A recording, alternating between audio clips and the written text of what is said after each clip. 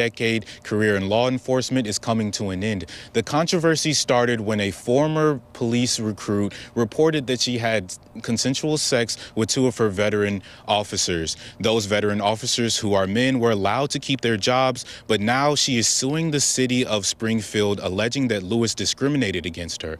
The recruit's lawyer, Meredith Holly, says the department is a ways away from where it needs to be.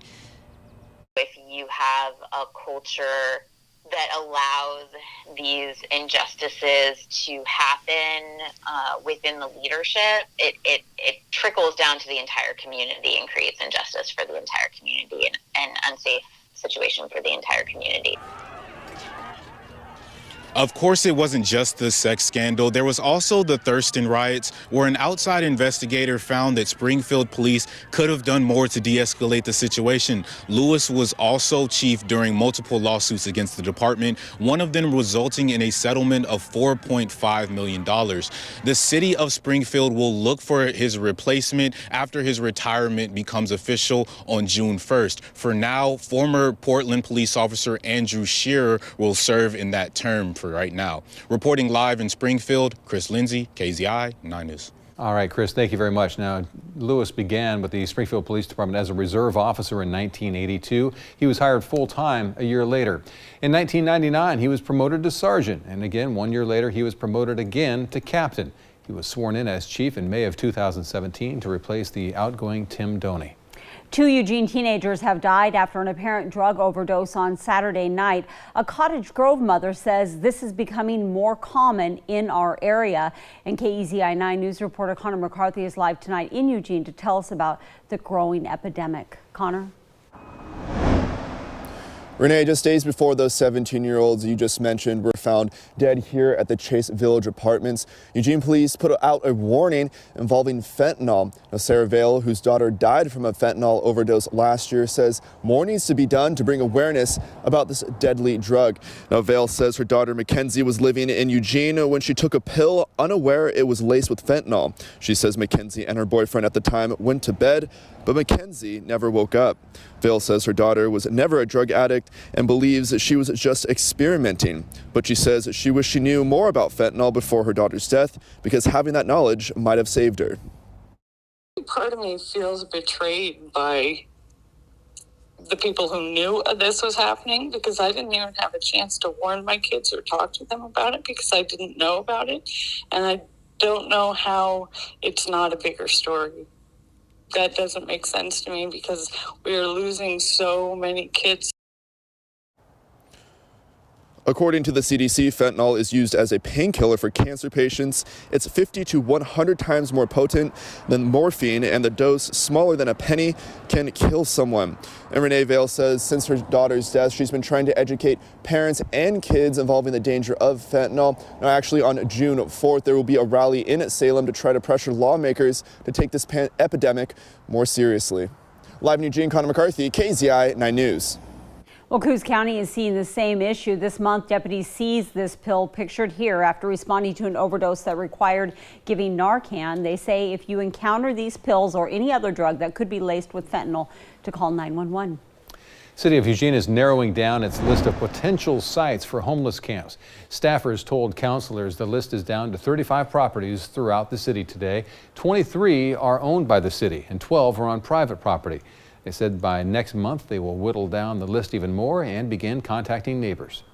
There's a lot of work that's going into it, and then kind of trying to figure out that balance of, is it a better lease option? How long can we be in the space? And looking at a lot of factors. Eventually, the city hopes to build enough campsites to relocate hundreds of campers away from Washington Jefferson Park and other encampments. There will be a public hearing on the matter on June 14th. Lane County has been housing people displaced by the Holiday Farm fire for months using the building that used to be the Red Lion Hotel. Well, now they're changing the name. It's going to be called Bridges on Broadway. The property will be used for short-term housing.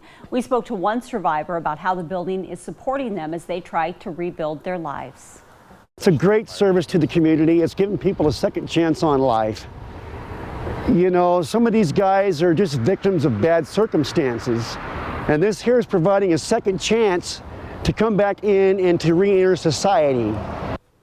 The property is intended to be used for unhoused individuals and families who need permanent supportive housing once the current demand has been taken care of. Homes for Good is partnering with the county to operate that facility. Now, your first forecast with Chief Meteorologist Dylan Robichaud. Most of us in the valleys have been dealing with some showers this afternoon, but you want to know where the sunshine is? The coast. Get a look right now at this incredible shot looking offshore from Florence. You can see that we are looking at the camera moving around quite a bit as we are tracking some winds up and down the coast. Tonight, if you are planning on catching the sunset, though, we are going to be looking at some clouds. So if you go, you may get a nice sunset, but I think it'll be pretty iffy tonight because of those clouds offshore.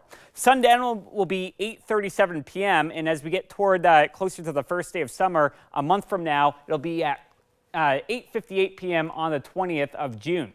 As we get a live look right now in Eugene, we are looking at some showers outside right now, and a lot of the activity is winding down as we head toward the afternoon hours. As we head up to the north right now, we are tracking some heavier cells right now and a few brief downpours near Jefferson. And then as we head off to the West Corvallis, we have a spot shower. Same thing as we head down to parts of Douglas County between Sutherland and Drain. We're tracking a few showers out there this evening. So temperatures will, for the most part, be in the 50s. We'll fall down to the 40s and then eventually the upper 30s as you wake up tomorrow morning. Rain chances are going to diminish to 0%, but then they jump back up to 20% as we head toward tomorrow morning. If you want to get a look at some targeted weather information and interactive radar, you can go ahead and download the KEZI Storm Tracker 9 weather app. Coming up in a few minutes, we're tracking warmer temperatures this weekend. I'll have the breakdown in a few minutes. Great, Dylan. Thank you so much. We begin tonight's coronavirus coverage with following up on that Oregon State University student who started a petition for an in-person commencement ceremony. Now, Emily McKillop says she felt the need to start the petition after the University of Oregon added in-person elements to their graduation and heard nothing from OSU. The petition got a quick positive reaction, and so far it has about 3,000 signatures, up more than 700 from yesterday. She says she reached out to multiple officials at the school but didn't hear back. She told us why an in-person graduation is so important for her and her peers. We've given up like half of our college experience to this pandemic, and it sucks, but we're hitting a point in time where risk levels are low, vaccine rates are high, and if other universities around the country and in the state of Oregon are doing activities, then why can't we do something? She says the petition has spread really fast, originally from her peers to other members of the school, parents, and even people in the community. And we have reached out to school officials to see if they have responded to the petition or plan to change their plans, but we have not heard back yet. Shifting to the University of Oregon tonight, they're still requiring masks on campus, but that could change as soon as tomorrow. During a quarterly coronavirus update, the school says that cases are going down just as we're seeing in other places. Now, the U of O does not track every student who gets a vaccine, but they say based on data from zip codes near campus, vaccination rates are solid. They range between 65 to 78% for those over the age of 16. The school is reviewing the latest guidance from the Oregon Health Authority and could lift some mask requirements tomorrow. So we appreciate everybody that has done their part to protect the community by getting vaccinated, and we will continue to track that data with our partners at Lane County Public Health. Lane County is reporting 700 cases from outbreaks. 450 of them come from university residence halls. The U of O also says that students who get vaccinated and live on campus are no longer required to get tested every week. Now, you no longer have to stick a swab up your nose to get tested for COVID. University of Oregon is now offering saliva tests. Patients drool into a small plastic container, and then technicians transfer that into a test tube that is sent to the U of O's clinical lab. That test costs just $3 to process, compared to about $20 for the nasal swab test.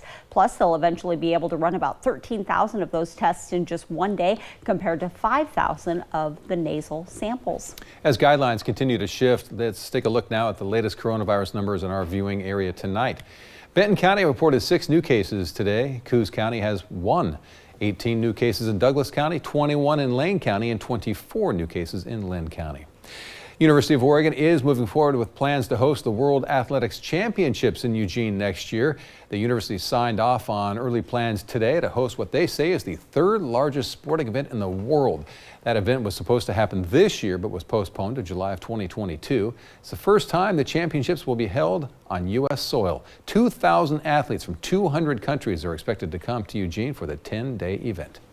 Portland Timbers are urging Oregonians to get vaccinated in a campaign to combat hesitancy. The Don't Miss Your Shot PSA features Timbers midfielder Eric Williamson talking about how he works all game for the perfect shot, and when it lines up, he's ready to take it. Oregon, you've worked hard and given up a lot during the pandemic. It's time to finish this thing. The COVID-19 vaccine is the safest and best way to protect ourselves, our loved ones, and our communities. Don't miss your shot. The PSA will be featured on social media and with community-based partners. All right, let's take a look now at how close our counties are to reaching that 65% number needed to go to the lower risk category. Benton County is already there, 67%. Coos County now at 51%. Douglas, 50%. They jumped 12% after adding their VA vaccination numbers to their total population. Lane County is getting closer, sitting at 61%, and Lynn County is at 48% tonight. And if you're still looking to get vaccinated, we wanted to make it as easy as possible. You can go to our website and click on the link that says, when and where can I get my vaccine? You will find all the information in all of the counties right here in our viewing area. Columbus Day could become a thing of the past in the state of Oregon. What convinced lawmakers to push for change? That's coming your way on KEZI 9 News at 6:30. And crews have officially started construction on an expanded health facility in Roseburg. How it's going to improve the quality of medical care in Douglas County when we come back. You're watching KEZI 9 News at 6, live, local, late breaking. Abby's has your pizza where you want, whenever you want it. Indoors or outdoors, our house or your house. Let us do the cooking while you enjoy a well-deserved break. Abby's, it's not rocket science, it's just great pizza. Now is the time to visit and sell your RV with the RV Corral. We'll buy or consign your RV, and that's a no-fee consignment. Visit us 1 mile south of Beltline on Highway 99. The RV Corral. Enjoy the adventure. Between the shadows and the moon, between the rooftops and the basement.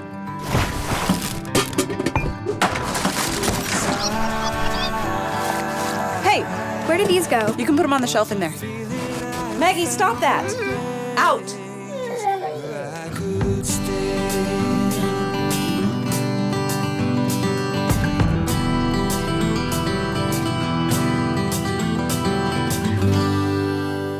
Attention Eugene! Lazy Boy Furniture Galleries is running a store remodeling sale. All inventory must be sold. This is your chance to save hundreds or thousands on everything. Get to Lazy Boy's store remodeling sale, going on now. You asked for it, and we listened. Abby's Original Barbecue Chicken Pizza is back on sale, featuring our very own pizza sauce and 3-cheese blend, layered with barbecue sauce, chicken, and onions. Order now at abbys.com, DoorDash, or Uber Eats. Abby's, a legendary pizza tradition. It's back. Purchase your 2021 Ultimate Golf Cart now, just in time for spring golfing. Get back into the swing of things with 18 holes at some of Western Oregon's premier courses, including Roseburg Country Club, Santiam Golf Club, Olola Valley Golf Course, and more. Learn more about each course at KEZI.com. A $250 value, yours for just $75. Get your KEZI 9 News Ultimate Golf Cart now before they're sold out at KEZI.com. Live, local, late breaking. This is KEZI 9 News at 6 with Matt Templeman, Renee McCullough, and Chief Meteorologist Dylan Robichaud. Aviva Health has started construction on a brand new medical facility, which will be an extension of their existing Roseburg clinic. They held a groundbreaking ceremony today, and KEZI 9 News reporter Avita Garza shows us why they expect this project to increase the number of patients that they serve. It's just been a fun project for me. I'm so lucky to be able to wander around the construction site. For Chief Operations Manager Joe Pospisil, overseeing the construction of Aviva Health's new 2-story medical facility has been an exciting experience for him.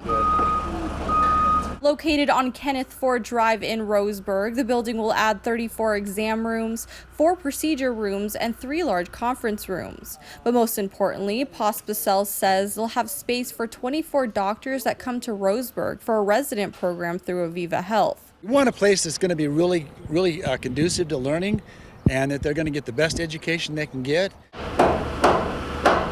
With 24 doctors on staff, Marketing and Development Director Mark Suchia says they'll also be able to reach at least 10,000 patients instead of the 7,000 they already serve. Douglas County, many areas of it, it's kind of a healthcare desert, right? And folks don't have access to care in places like Drain, right here in Roseburg as well. Suchia says businesses and neighbors in the area should expect to hear all of this construction noise for the next year, as they expect to finish the project by next spring.